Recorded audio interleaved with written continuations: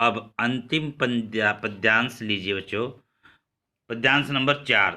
थल थल में बसता है शिव ही, भेद न कर क्या हिंदू मुसलमान। ज्ञानी है तो स्वयं को जान, वही है साहिब से पहचान। वही है साहिब से पहचान। यानी थल थल में बसना, निवास करना, थल थल में पृथ्वी के एक एक कण में शिव का वास होना। भेद न कर, अर्थात भेदभाव न करना। क्या क्या हिंदू मुसलमान, हिंदू और मुसलमान में।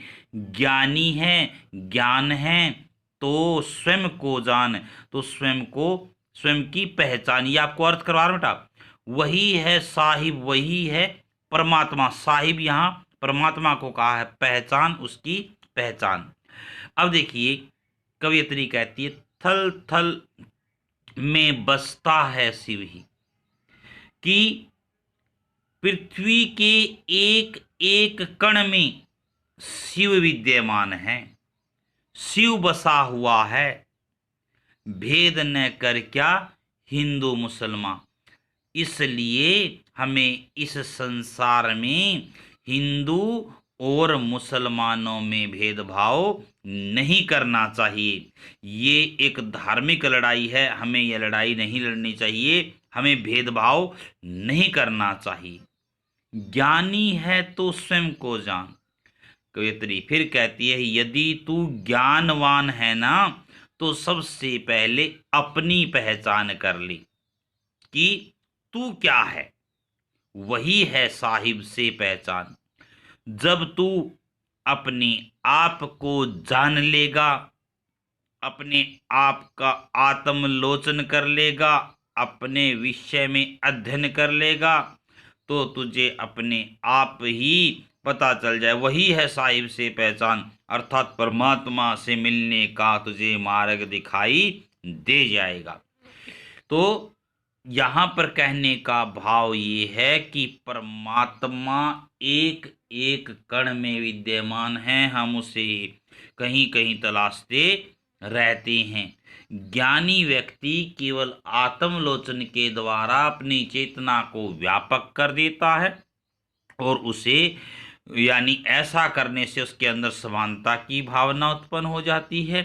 वही है साहिब से पहचान, वही उसकी परमात्मा से पहचान हो जाती है।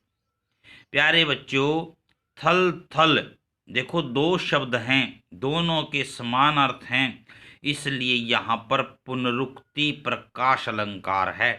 थल थल में बसता है शिव ही, दो बार शब्द आया थल थल, इसलिए यहाँ पुनरुक्ति प्रकाश अलंकार हुआ। पुनरुक्ति प्रकाश अलंकार की परिभाषा बता देता हूं। जब दो शब्दों की आवृत्ति होती है और दोनों बार समान अर्थ होता है, उसे क्या कहते हैं? पुनरुक्ति प्रकाश अलंकार।